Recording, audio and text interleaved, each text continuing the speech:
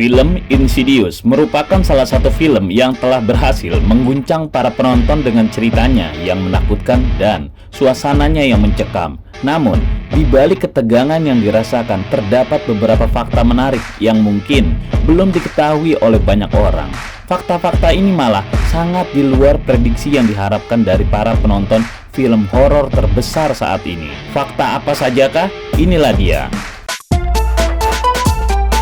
Nomor 7. Cuma film drama yang kebetulan ada hantunya. Sejak kepergian James Wan sebagai sutradara, Insidious sepertinya telah kehilangan kegairahan serta keseruan yang dimilikinya dulu.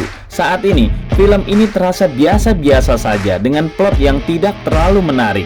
Jump scare-nya pun terlihat klise dan cerita yang sangat mudah ditebak atau diprediksi. Rasanya seperti menonton sebuah film drama yang kebetulan saja ada hantunya, tidak dapat ditampik. Insidious memang telah kehilangan sentuhan ajaib James Wan. Walau begitu, film ini tetap masih berusaha menawarkan momen-momen yang menegangkan dan cerita yang menarik untuk dinikmati. Tapi sayangnya, seperti mozaik-mozaik kecil, semua elemen dalam film ini terasa kurang dapat disusun untuk menciptakan pengalaman yang mendalam. Film drama yang kebetulan saja ada hantunya. Mungkin itu kalimat yang menggambarkan seri Insidious The Red Door ini.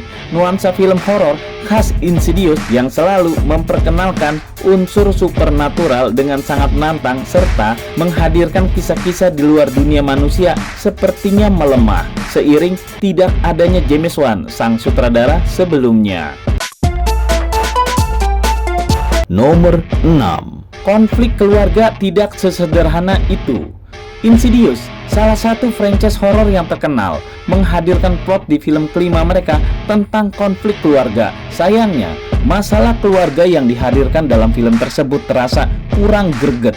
Film kelima Insidious bersetting 9 tahun setelah kejadian di film kedua, di mana Josh Lambert sudah bercerai dengan istrinya. Perceraian tersebut membuat hubungan antara Josh dan anak-anaknya, terutama Dalton, menjadi renggang. Dalton menyalahkan ketidakberhasilan hidup ayahnya sehingga ibunya menceraikannya. Namun, konflik antara Josh dan Dalton di film ini dirasa kurang greget. Penyelesaian konflik keluarga pun terasa sangat terlalu mudah. Hal ini sedikit mengecewakan karena di dunia nyata penyelesaian masalah keluarga tidaklah sesederhana itu.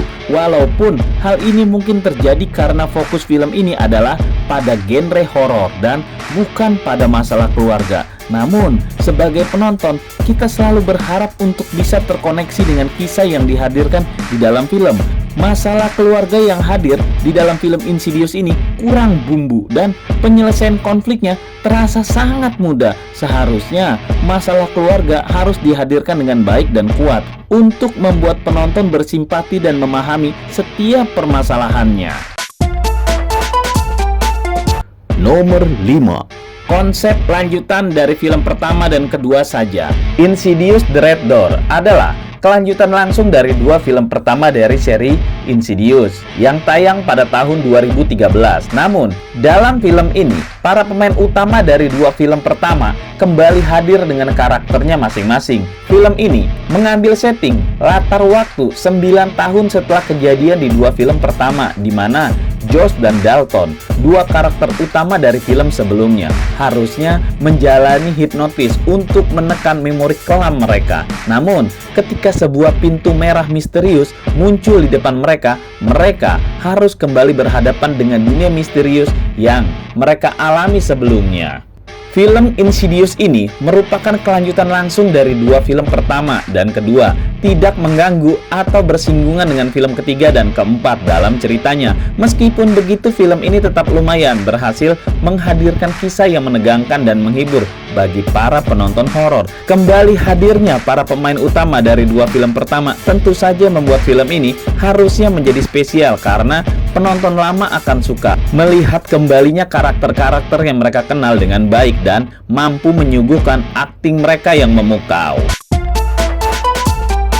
Nomor 4. Sukses karena terinspirasi dari kisah nyata. Insidious awalnya merupakan sebuah film fiksi yang memiliki elemen horor yang kuat. Namun, ide cerita tersebut diilhami oleh beberapa kejadian supranatural yang dialami oleh teman dekat penulis dan sutradara film sebelumnya, James Wan. Pengalaman pribadi tersebut memberikan inspirasi dalam penggarapan cerita Insidious di awal-awal terdahulu. Hal ini memberikan nuansa realisme yang kuat pada film tersebut sehingga berhasil menghadirkan sensasi mengerikan dan membuat penontonnya terkesan sejak pertama kali tayang. Namun, sayangnya, semakin berlanjut ke sini, film Insidious semakin jauh dari kesan nyata yang dirasakan seperti dalam film pertamanya, Insidious 5, sebuah sequel dari Insidious yang dirilis pada tahun 2010 dulu, tidak lagi memiliki kesan realistis yang sama seperti pada film-film sebelumnya. Plot ceritanya pun terasa kurang menarik dan kehilangan nuansa mistik yang dahulu hadir, yang biasanya hadir dalam setiap film Insidious. Nomor 3.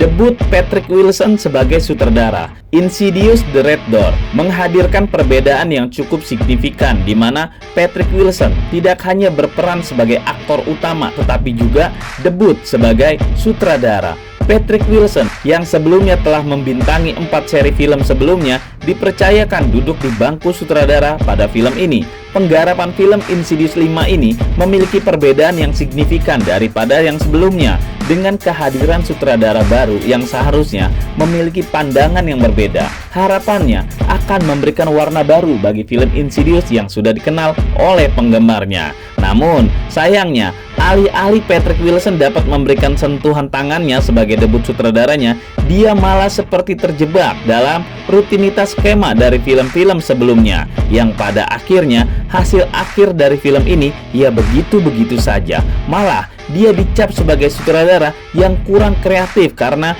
mengcopy paste konsep sebelumnya, tidak berbeda seperti tugas mahasiswa saat kuliah. Nomor 2. 7 Hari Box Office Hollywood. Film ini berhasil mencatatkan pendapatan box office yang sangat mengesankan sejak pemutaran perdananya. Tidak butuh waktu lama bagi film ini untuk menggeser dominasi film-film lainnya dari puncak box office Hollywood. Horor ini pun berhasil mencatatkan rekor tertinggi sepanjang masa dibandingkan dengan film-film sebelumnya. Pencapaian yang membanggakan ini menunjukkan kekuatan dari franchise film Insidious yang masih sangat diminati oleh para penggemar film horor di seluruh dunia. Terlepas dari apapun pendapat orang mengenai kualitas ceritanya, tetap saja film ini telah menyedot 100 juta dolar hanya dalam waktu 1 minggu untuk peredaran di Amerikanya saja. Belum lagi hasil dari pemutaran bioskop di seluruh dunia. Padahal untuk film kelima ini modalnya sangat rendah, yaitu cuma 16 juta dolar Amerika saja. Nomor 1. Tidak sesuai ekspektasi yang dijanjikan. Setelah berselang 5 tahun dari film terakhir, Insidious kembali mengundang para penggemar untuk kembali ke dunia Insidious yang mengerikan. Film ini diklaim akan menjadi yang terseram dibandingkan dengan film sebelumnya. Tetapi, apakah film tersebut berhasil memenuhi ekspektasi para penggemar?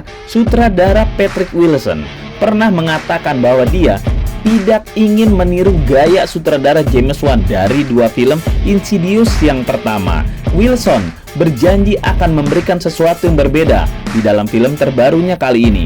Namun, pada kenyataannya, para penggemar menganggap bahwa film Insidious The Red Door tidak sesuai dengan ekspektasi mereka. Film ini di satu sisi memang menawarkan beberapa momen seram dan jump scare yang berhasil menakuti para penontonnya. Namun, di sisi lain, banyak pula penggemar yang merasa kecewa dengan alur cerita yang kurang konsisten dan kurang memberikan kesan yang kuat. Beberapa penggemar juga menganggap bahwa Insidious The Red Door gagal memberikan sesuatu yang baru dan terlalu mengandalkan formula yang sudah terlalu sering digunakan dalam film-film horor yang lainnya.